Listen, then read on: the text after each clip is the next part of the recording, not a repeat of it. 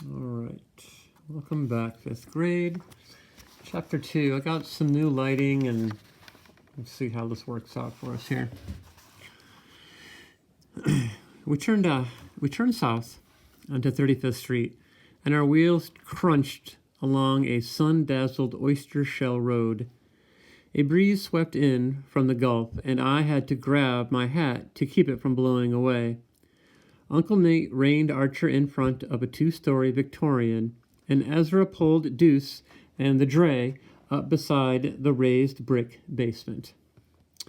"You can rest here tonight," Uncle Nate said, "and tackle the unpacking at the rental in the morning."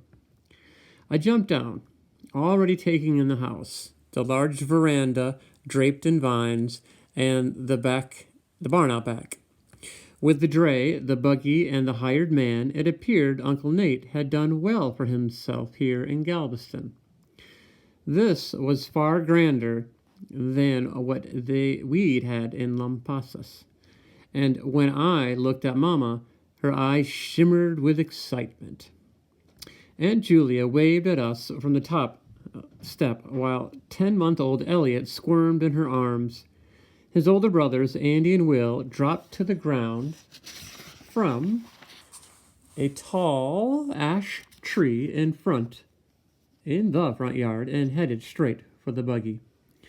The 4 boys were stair-stepped in age. Matt and Lucas, 12 and 10, Andy and Will, 11 and 9. From behind, they looked pretty much the same, like cookies cut from the same dough. But face on, it was another story. We'd all inherited the Braden dark hair. That's their last name, Braden. But Andy and Will had gotten a double dose of Aunt Julia's freckles, making my 2 younger cousins look a bit like speckled hens. I grinned at the thought. I didn't know the boys all that well, but if they were anything at all like Matt and Lucas, they wouldn't cotton well to hearing themselves compared to chickens. This is an interesting phrase they used 120 years ago. If you didn't cotton well to something, I mean, you didn't like it. Like, I don't cotton well to you calling me names.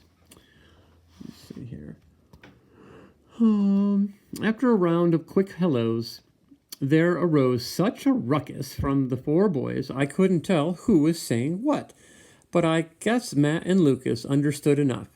They ran off to the rope ladder dangling from a large limb and scrambled up to Andy and Will's tree fort.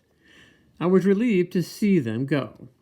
I'd had enough kicking, elbowing, and cutting shines for one day. In fact, I didn't care if they wanted to stay up there till school started. "I want to play too, Mama," Kate whined, pointing to the tree.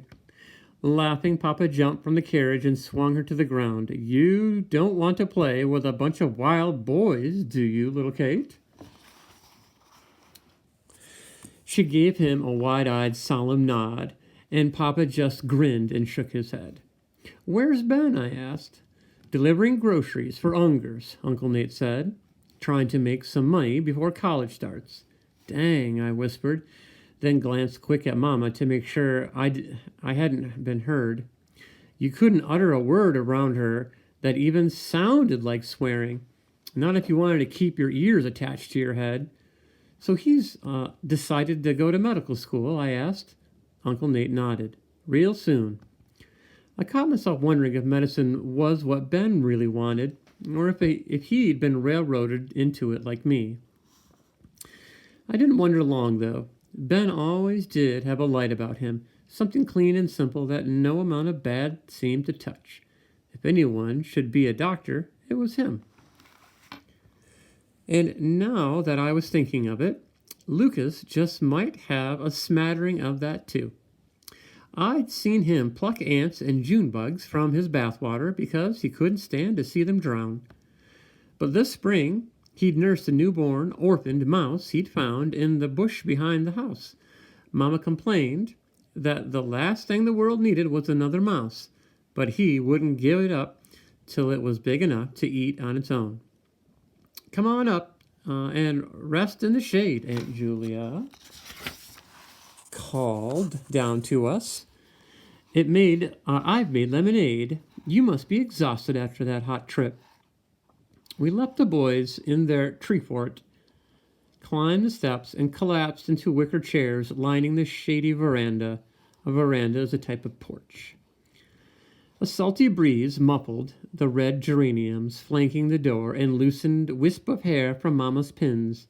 She looked relieved, though the air felt almost too warm for breathing. "It's been such a hot August," Aunt Julia told us, turning her face to the wind. "And oh, what rain! Overflows were 2 feet deep in the streets." "Aw, you know the kids loved it, Julia," Uncle Nate said. "They put on their bathing suits and paddled around in wash tubs for hours."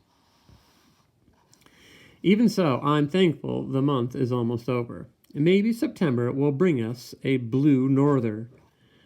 Then we'll have to listen to everyone moan because it's too cold to go swimming. Aunt Julia made a face at him, and Mama laughed.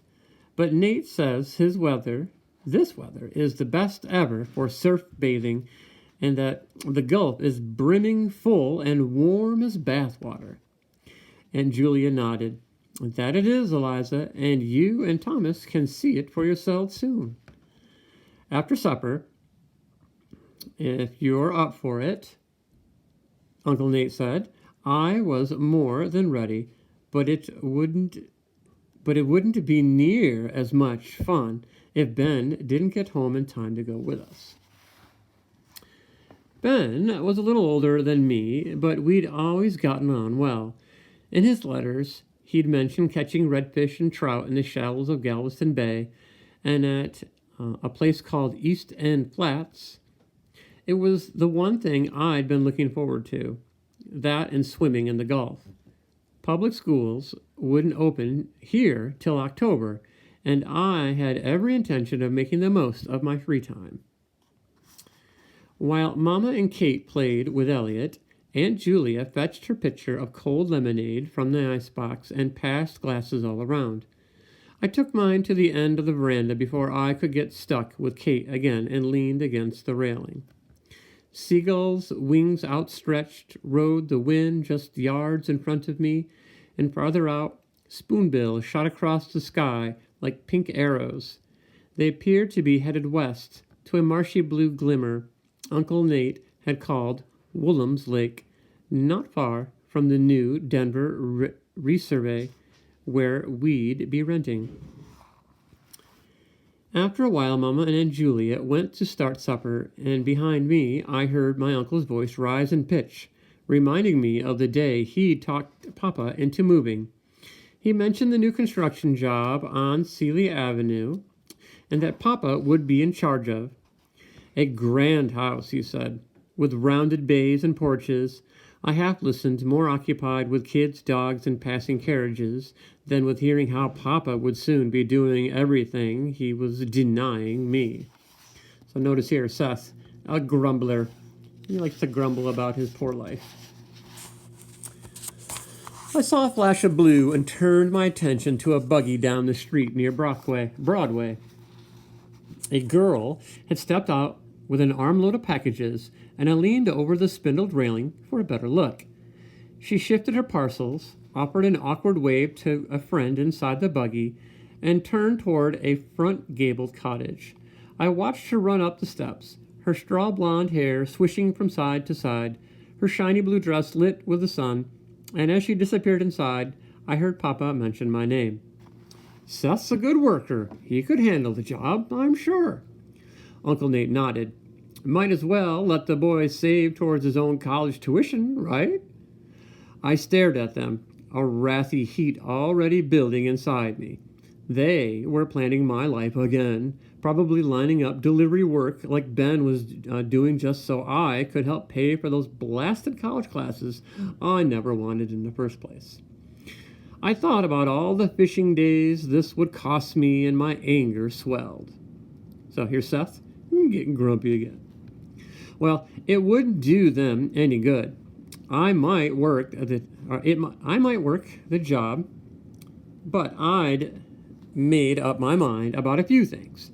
I'd be planning my own future from now on, and college wasn't figured into any part of it. Uncle Nate turned in his seat. Seth, I think we've got some news you might be interested in. I glanced at Papa, but as usual, his eyes didn't tell me a thing. A man named George Farrell, Uncle Nate said, is foreman for a half block of rentals going up east of here, near the beach. He told me yesterday that he'd lost 2 men, and I told him that I thought you could easily fill one of those positions. Shock must have been all over me, because he took one look at my face and laughed out loud. He patted an arm on the wicker chair beside him and said, "Sit down, boy. I can't tell whether you're mad or glad." But I couldn't move. I looked at Papa, full of questions, and he nodded. "It's a real offer, Seth. You can work as a carpenter's helper until school starts, as long as you agree to save 3/4 of your pay toward college." I opened my mouth, shouted again, and then managed a, "Yes, sir, I'll save it." "Good," Uncle Nate said. "Then you can start Tuesday, after Labor Day. You should be settled into the new place by then." He pulled a piece of paper from his pocket. "Here's the address. You'll work every day but Sunday. Think you can handle that?" "Yes, sir, I can. Thank you, Uncle Nate." Smiling, he turned back to Papa, and while they discussed the latest building trends, I stood there, too amazed at my good fortune to hear a word they were saying. For weeks I'd been stewing in my own misery. Indeed you have, Seth, stewing and whining and grumbling. And now, in just 4 days, I'd be working as a real carpenter. This was my chance to prove to Papa that I had talent, to make him realize that I needed to work with my hands, outside where I could breathe. And if I had to put money aside for classes I'd never attend, so be it. I turned my face to the salty wind, toward the beach, where I'd be working.